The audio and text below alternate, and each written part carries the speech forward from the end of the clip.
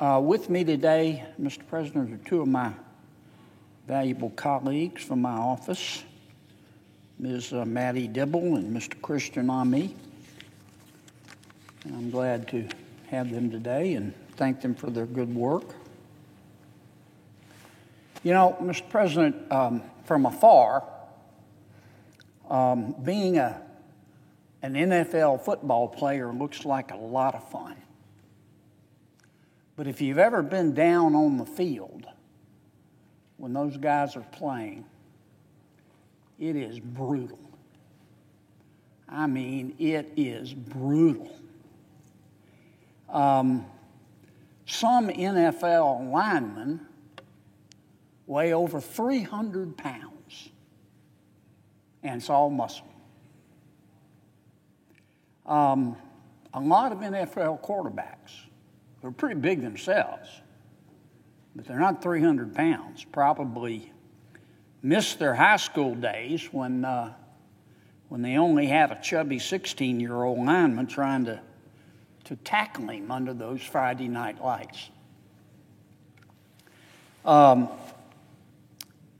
We have a player on the New Orleans Saints that we're all proud of in Louisiana, Mr. Cam Jordan.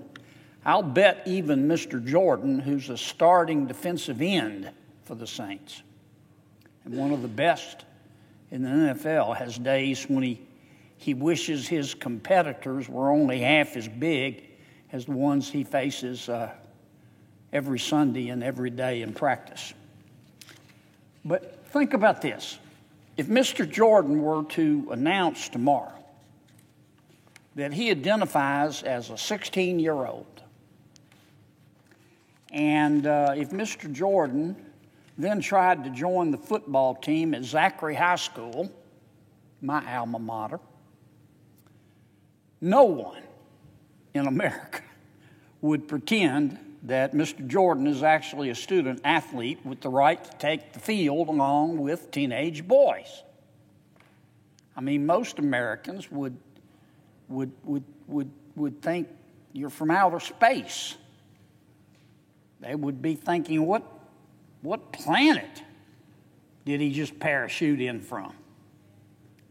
I mean, every sane person in Louisiana and on planet Earth would understand that a 34-year-old NFL player has no place tackling kids who haven't even been to the prom yet, for God's sakes. Not only would it be unfair to allow Mr. Jordan on the Zachary High School football team, he'd probably send a few kids to the hospital. In the first quarter, in the first minute, men and women don't take the field against one another for the same reasons. It's fundamentally unfair, and women could get hurt. Yet there are activists in our country today. I wish I didn't have to say this. There is a president in our White House who think the laws of physics and biology don't apply to transgender athletes. And these activists and President Biden are happy to destroy athletic opportunities for every woman in America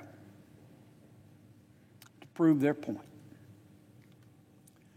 These activists and President Biden are working throughout the country, you've read about it in the media, to force biological women and girls to compete against biological men and boys. The ACLU is one of those supporters. The ACLU, for example, says it's a, quote, fact that, quote, trans girls are girls. Now, these activists and President Biden say that it is a, quote, a myth. They call it a myth that transgender female athletes have a physical advantage over biological girls. As an aside, if that is the case, If this is a myth and not a fact, then you have to wonder why so few transgender men who are actually biological women are anxious to play on male sports teams.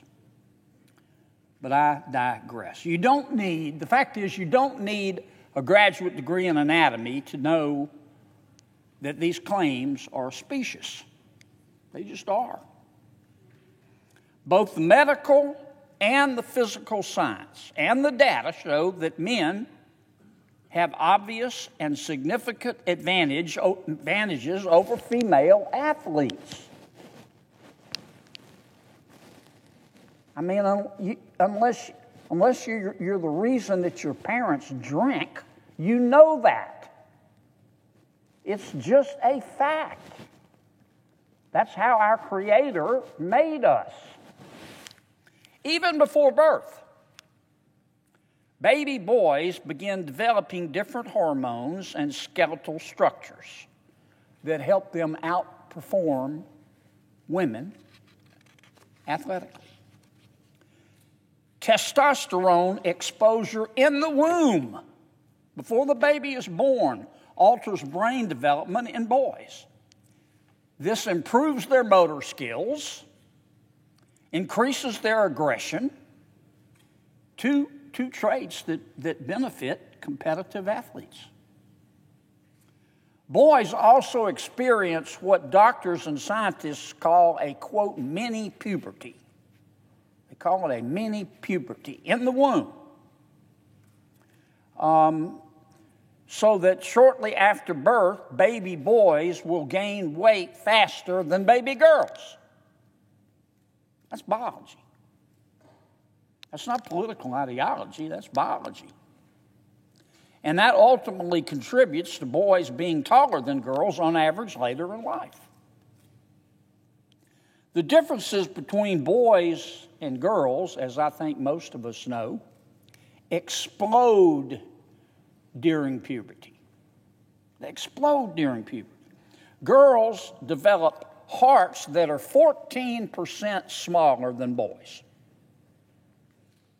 Girls develop smaller lungs, that are 12% smaller than men on average. That helps boys take in more oxygen. Duh. It helps them pump blood more efficiently than girls can.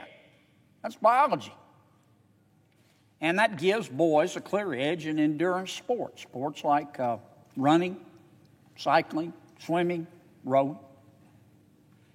Girls also during puberty, again a biological fact, develop a wider pelvis on average. And this decreases the amount of force their legs can exert when they're lifting or kicking or pedaling. That's another relative disadvantage when you compare female athletes to male athletes. Boys develop broader shoulders. I think most of us know that. Common sense is illegal in Washington, D.C., but it's not in the rest of America, and I think Americans know that. Boys develop broader shoulders to make space for more upper body muscle mass. Again, a biological fact. It's hard to think of a sport, I can't think of one, in which a higher muscle to fat ratio isn't helpful. The average boy will also grow 5 inches taller than the average girl during this time. Even when women and men are the same height, men have higher levels of bone density, which helps them move more forcefully and escape more injuries in athletics. A biological fact. Women are at a competitive physical disadvantage against men from birth. And this is especially clear at the very elite levels of athletics. Top-ranked high school boys, for example, regularly out-sprint female Olympians. Many high school boys, now we're talking the elites in high school, I wasn't one of those, but the really fine male athletes in high school, they could run faster than female Olympians. And they're in high school. In 2016, for example, American female sprinter Allison Felix. Miss Felix earned an Olympic gold medal in the women's 400-meter race. Miss Felix is a wonderful athlete. A year later, after she won a gold medal, more than 285 American teenage boys logged a faster 400-meter time than Miss Felix. Don't take my word for it. It came from a study done at Duke University.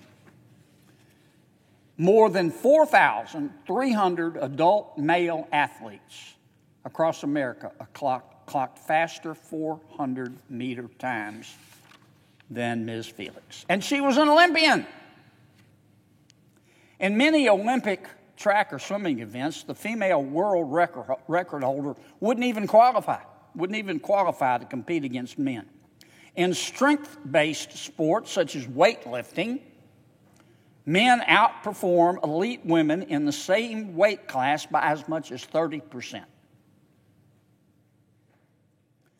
Activists try to distract from biological reality by claiming that men lose their advantages over women when the men begin taking cross-sex hormones. That's not true. The differences between men and women begin in the womb.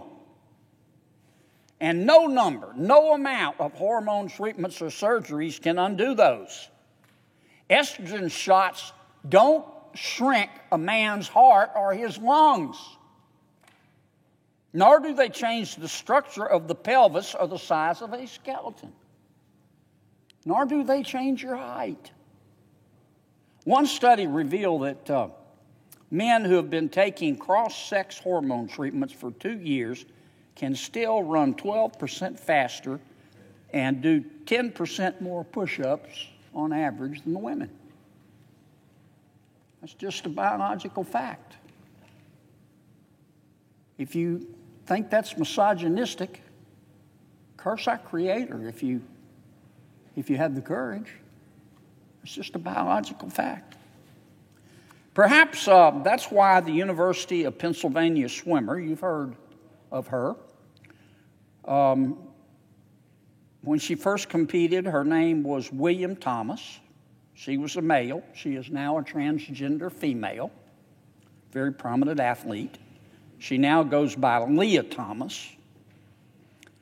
She went from being the 554th ranked man in swimming to a top-ranked woman in the 200-yard freestyle when she was allowed to compete with biological women as a transgender female.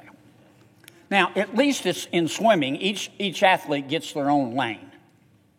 A mediocre male athlete's transition into a top-tier female athlete kills the dreams and it steals the scholarships of biological women.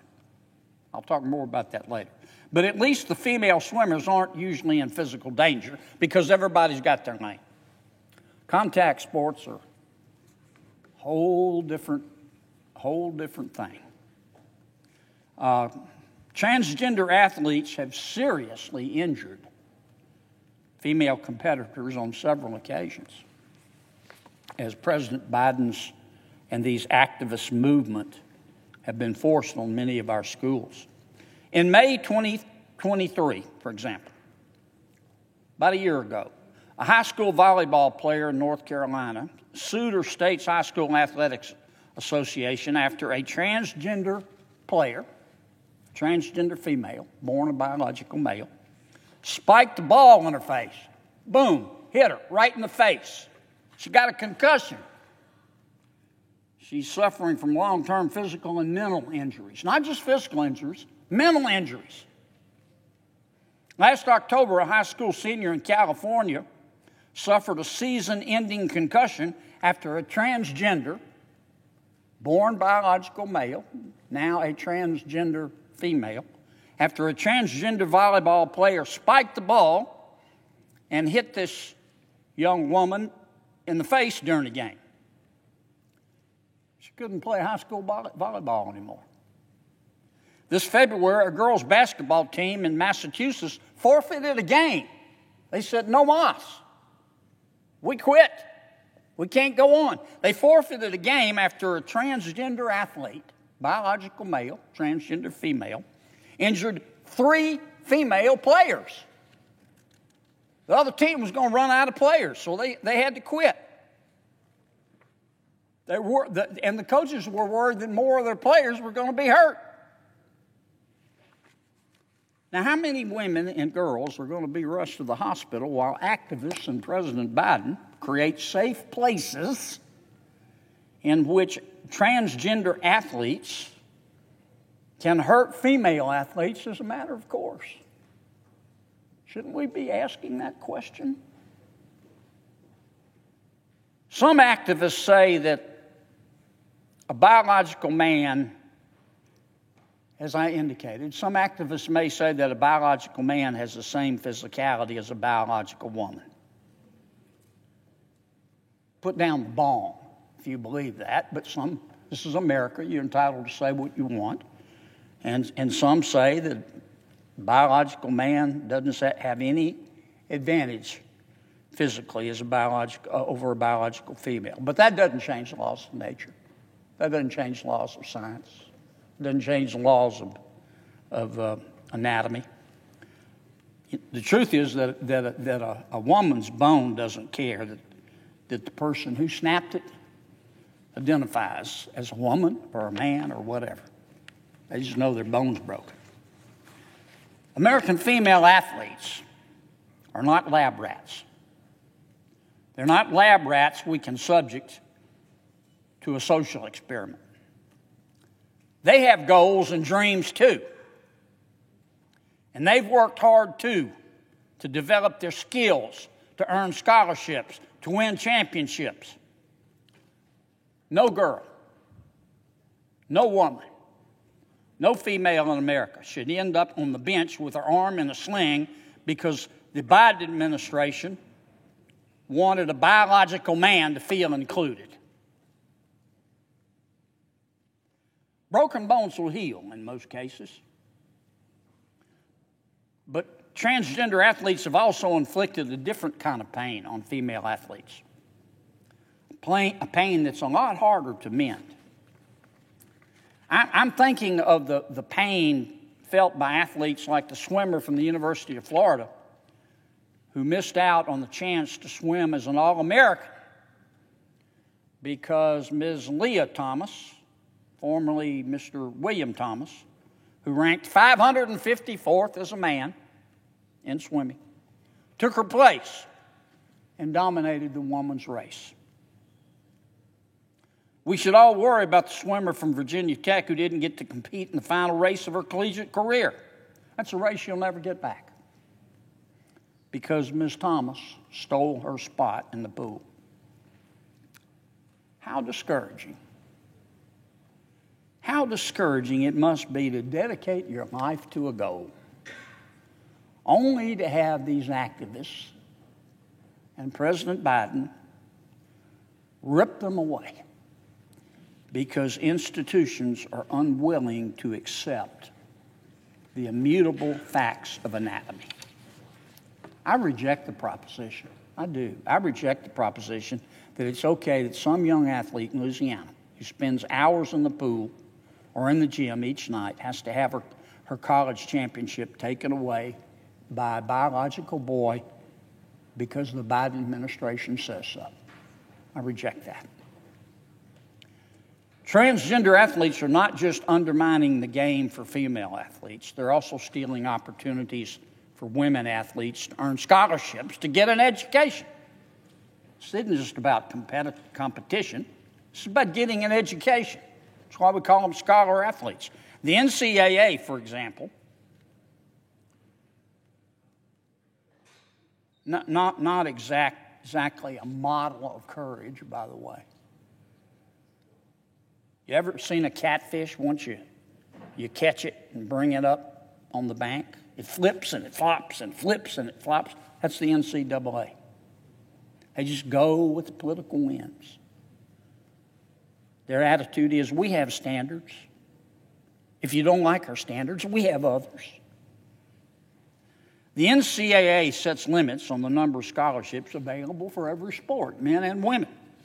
By definition, giving a transgender athlete a scholarship means a non-transgender girl will not get one. Duh. Yet the University of Washington recently offered the first Division I women's volleyball scholarship in the current country to a biological male. It won't be the last. This is the first Division I scholarship taken away from a female athlete. But it won't be the last. Now that makes President Biden happy. I'm happy he's happy. But that makes most fair-minded Americans sad. It makes me sad. Additionally, we have only just begun to see how much money is at stake for female athletes who could earn private sponsorships. Have you followed the career of Angel Reese, our star, former star at LSU, now playing in professional basketball? Have you followed the career of Ms. Caitlin Clark? They make a lot more money from their sponsorships than they do from their salary playing their sport. Now, regardless of how you feel about paying college athletes, it's here. Name, image, and likeness sponsorships, they're here. And they present an enormous financial opportunity to athletes. From July of 2021 to June of 2022, about a year, college athletes earned nearly $1 billion in sponsorship deals. We're talking a lot of money here. We don't know yet how much sponsorship money female athletes can earn. We're sort of in the infancy of this. But we know for certain that they won't earn a penny if a biological male takes a spot on the team. I know that. A lot of girls are already suffering the consequences of this reality. Chelsea Mitchell, Ms. Chelsea Mitchell, for example, she missed out on several track and field championships because the state of Connecticut forced her to compete against biological boys. She sued her state high school athletic association, good for her, because she believes she could have earned a better scholarship if she'd finished first. This is what she told reporters. When colleges, quote, when colleges looked at me, they didn't see a winner. They saw a second or a third place. I wasn't a first place finisher, and I think that's what really hurt me. The playing field, I've talked a lot about it. Playing field is not the only place where young women worry about facing transgender females. The locker room, it's become a nightmare. Ms. Riley Gaines, a female swimmer, she's been very outspoken to protect female athletics. You've probably seen her interviews. She said, I felt and feel, quote, extreme discomfort, her words, not mine, sharing a locker room with a nude biological man. She added, quote, we were not forewarned. We were not asked for our consent. And we did not give our consent. Ms. Gaines and more than a dozen other female athletes recently sued the NCAA, good for them, for forcing them to share a locker room with Ms. Leah Thomas, formerly Mr. William Thomas. The plaintiffs say that what the NCAA did violated their 14th Amendment right to bodily privacy. And it's hard not to believe them. If Ms. Gaines, who's a tremendous athlete, and she's very well educated, felt disturbed and violated by having a biological man in her locker room, think how horrifying it is for a teenage junior high school girl. A teenage junior high school girl in her locker room after soccer or volleyball practice with a biological male. Imagine how helpless parents feel when they can't shield their teenage daughter from naked men and boys without killing their daughter's chances to play and win the sports they love. Here's the choice parents face. You can either play the sport, their daughter can either play the sport they love, or they can be forced to look at a young boy's penis in the locker room. Are you kidding me? The discomfort that adults and President Biden are subjecting female athletes to should be enough for us to say that biological males should not be in the girls' locker room, let alone exposing their penises in front of those girls.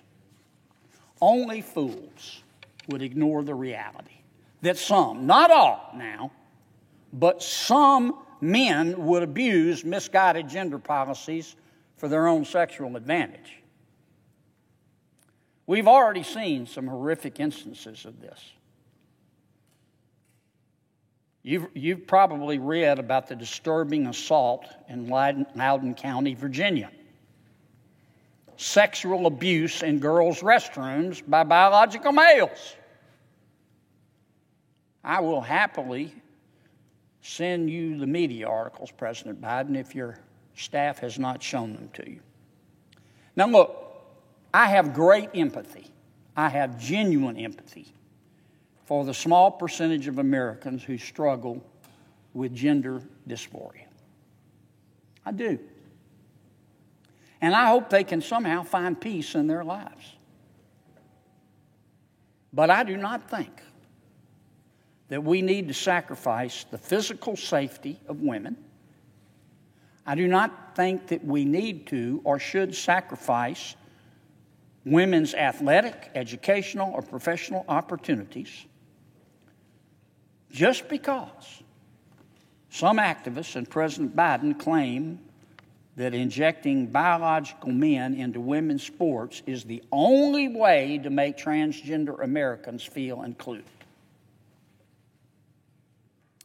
And don't let activists and President Biden try to tell you that protecting women is a controversial opinion. They're going to try.